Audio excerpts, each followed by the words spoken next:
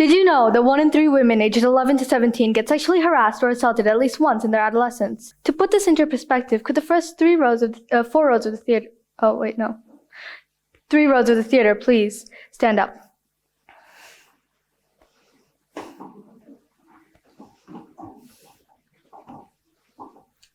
As you can see, this is a huge part of our society.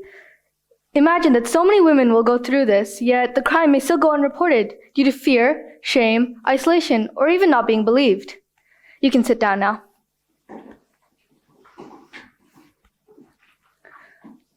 So many victims will try to get the justice that they deserve, but will be accused of faking it. Imagine if this was your mother, sister, daughter, close friend, or family member. How would you feel if nobody believed them or neglected their situation? Hi, I'm Aska, and I'm here to talk to you about sexual violence against women. I once told somebody that I was genuinely afraid of boys and men I did not know. And he didn't even let me finish my sentence before declaring that I was crazy. In the same conversation, however, somebody mentioned their fear of sharks, and everybody agreed that they shared that fear. Most people see a fear of sharks as natural and normal, but a fear of boys and men is not. Even though there are only 73 shark attacks a year and over 730 million women who get sexually harassed every year. Avoiding the sea because of a fear of sharks is normal and plausible, but women cannot avoid society forever. We need to be careful to do something as simple as taking out the trash. In fact, we may even need to be careful every single day of our lives. Yet, we're often blamed for the crime. Women are often accused of faking it, even though only 40% of women actually report sexual harassment or try to get any form of help for it. The process of reporting rape or sexual harassment is very invasive and not at all for the weak. You'll be asked the same invasive questions time and time again and be examined in every nook and cranny of your body. Why do the clothes I wear or the makeup that I apply have anything to do with how other people treat me? And why does the way I look change the amount of respect that I get?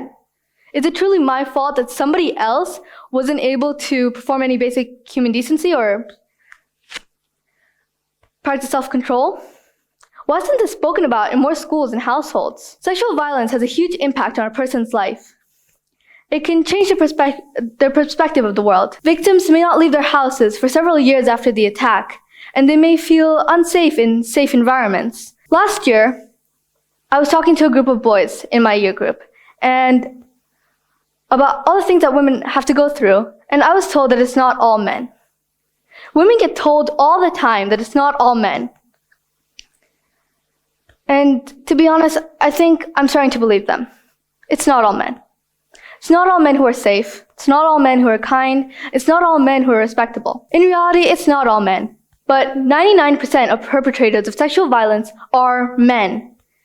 And it's not all men, but it is 730 million women. We have all of this evidence to support that this is a widespread problem, yet we continue to ignore it and put the blame back on the victims. So let me ask you a few questions. Would you blame the victims of a murder for the fact that they've been murdered?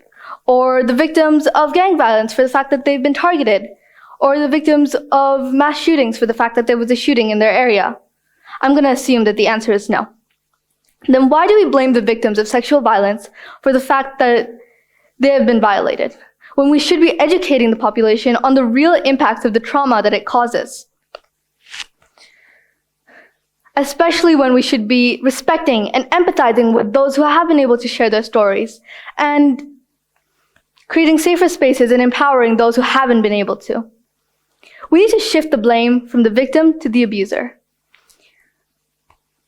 Instead of ignoring people when they come to us for help, we need to believe them and we need to help them. Nobody wants their privacy breached or their innocence and self-worth ripped away from them. This is a sexism embedded in our society. We're taught from a very young age that boys are stronger than girls. This can be seen at school, where teachers may ask if there's a group of strong boys who can carry a stack of heavy books. Or even at home, where girls are taught to sit like a girl or are told not to act like a boy. Meanwhile, we keep feeding harmful statements into the minds of young boys, such as "don't cry, crying is for girls," showing them that anger and aggression are the only two emotions that they are allowed to experience. They may feel as though they're unworthy of love and respect if they aren't masculine. Do we really want our fathers, sons, brothers, close friends, and family members to go through this? This sexist and patriarchal society isn't just detrimental to women, but also to men. These harmful stereotypes may go some way to explaining why some men may go down a path of violence against women.